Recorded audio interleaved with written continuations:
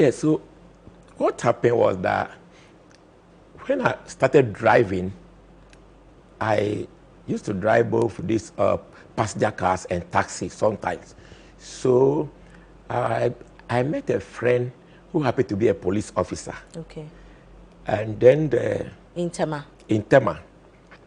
So this is the guy that one day find out that I was so young to be driving at that time.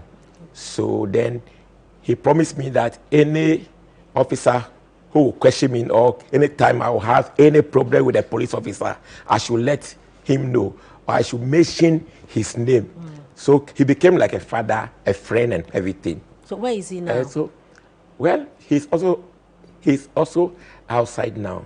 Oh, but okay. it was through him I found myself in the prison. So tell us what happened, you know, the circumstances that led to that. He met me driving and looking at me, he said, "Oh, you're a good driver." And so try to find out whose car am I driving and all that thing. I said, "Oh, I've been driving and weekend I'll go and make sales to the owner, but I don't make much for myself." So in conversation, then he promised me that I should keep the good work I'm doing, and then one of these days he will invite me to assist him to send a car to his uncle at Somanya, where I am coming from. So I said, "Oh, why not? Anytime he's ready, he should just get me informed." Yeah. But I know those days there was nothing like mobile phone. So anytime he come to Ashama or Tema, we are always in touch. Right. So not up to 1 month, then he sent a friend to invite me for him at the police depot. I remembered, yes, I visited him at the police depot at Accra here, Alajo. Right. So from Alajo going to Tema, then we passed a spot. So at the spot, I was in a spot with his girlfriend. Okay. So at a point he went out. Then when he came back, he was holding a car key. Yes, so he came alone. Anyway, he was holding a car key, so he just came out and he said, "Okay, from here we are going to Somanya with his girlfriend." Okay. Yes, so I couldn't ask any question. So from the spot, we came out, and then he took us to a place where the car was parked. Right. And then he said, "This is the car What car was it? Then it was even a taxi cab also. Okay. But I can't really remember the type of car. So he asked me, "Can I drive?" I said, "Oh, why not?" I start the car. He was in front of the car, then the girlfriend was behind. So we went to Somanya that night to go and meet the assemblyman, the uncle. Okay. Yeah, so the uncle was the assemblyman in Somanya at that time. So upon reaching Somanya, it was very late. So we had to go and lodge at a hotel. So the next day we came back to the assemblyman's residence. So while we were in the assemblyman house residence, I didn't entered his house. It was the police who went there. So when he was coming, By this time, the girlfriend didn't go with you. He was also she was with you? Yes, she was with me. Okay. So the police went to meet the assemblyman. So when he was coming from the assemblyman, he brought a car number plate. And he asked me to replace that number plate on the car. Okay. But what happened was that I did not also ask any question because young guy at that time taking instruction from a police officer. Would you say he was your friend at the time? Have you become close with him? Can I even say he was my friend? Either my boss. Let me use my boss. Kind of, right. Because he calls you to do stuff. Yes. He became my boss. So, because anyway, he promised me that he will make my life better. Yeah. So he became my boss. So giving me instruction to replace the number plate. He was holding a screwdriver, so I only lose the old one, and I was replacing the new one. Then the then DCE saw what I was doing, and he got closer to me. And he asked me, why am I replacing the number plate? Right. Then I said, oh, it's instruction from the police officer and the assemblyman. So he can find out from them. So when they were called upon to ask, why was we doing that? Well, the police was trying to explain to the DCE. To the DCE, but the explanation was not accepted. So the DCE wanted us to go to the nearby police station, since he's also a police officer. Right. And he's coming from Ashaima, Tema area. From Tema to Somanya. Yeah. Definitely, he have to report himself at the nearby police station. So what happened there was that he refused to go to the police station. But then people were coming around, like people were having suspicions about what was going on. People were coming like a crowd. Yeah. It was in the morning. So what happened was that the police, out of panic or whatever, he just disappeared. The police officer disappeared. He left you? He was wearing a smock, and suddenly the smoke fell down. It was not in the night anyway, it was daytime. So what I saw was that the smoke was falling on the ground, or was on the ground. The smoke was on the ground. So. Hold on. He disappeared as in, no, when you were talking, I just thought, I mean, you are speaking figuratively, as in he disappeared, or he abandoned me, and he disappeared as in the human being left the clothes he was wearing. Is that what you're trying to say? He left the clothes. This one, you know, so this is the Upside Down show. I think this is where it gets really scary, you know. So you are with somebody, a human being. He's in a smoke.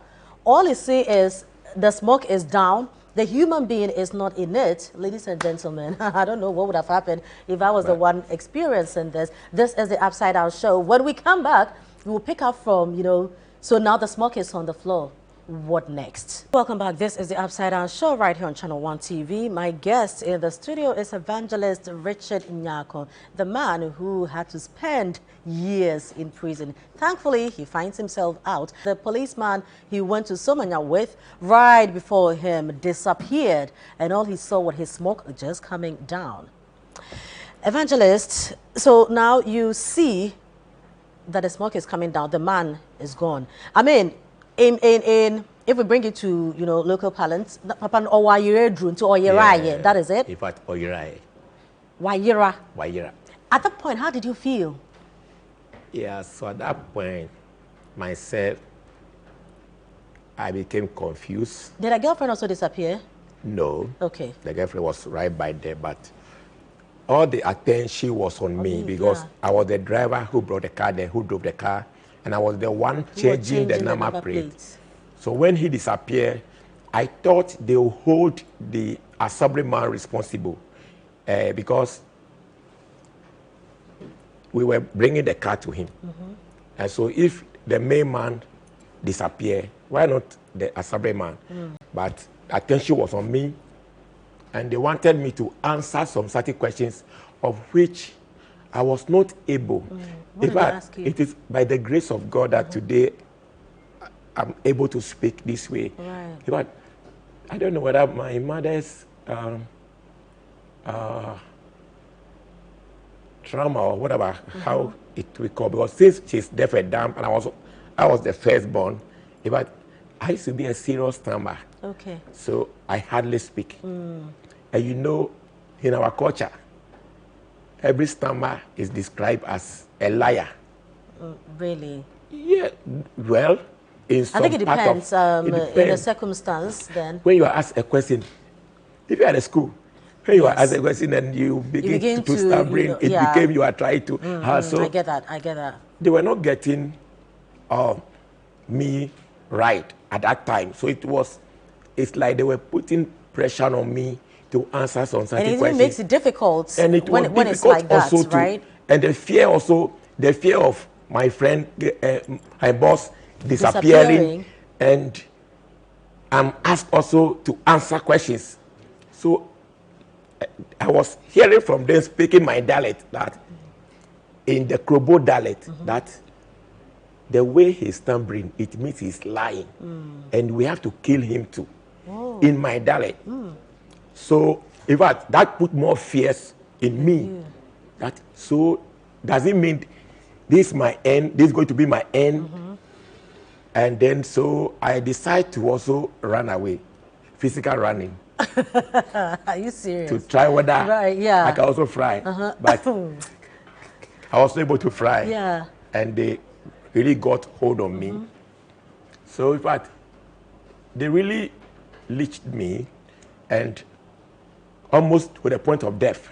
They beat you? Yeah, they beat me, and almost to the point of death. Wow. So at a point, I heard them saying that, even though I tried to also respond in the direct that, in fact, I'm not a thief. I was even trying to show them my driving license, that I was driving and somebody hired me to help him. Yeah. So I was not a thief. Trying to explain to them, but in fact, they couldn't listen to me. Because of course, if they catch a thief, there's no way he will say I'm a thief. And the stammering also made me a liar. So then let's kill him. Yeah. Even to the point that they have to tie me by a tree, and then they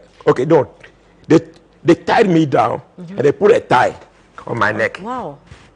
Wanted to set me on fire, but something happened. They did not have the petrol to do that, so they said, okay, let's go to the nearby town to buy petrol to come and burn him. So I was tied down with a tie on my neck. So which year was this? This happened 97. Okay.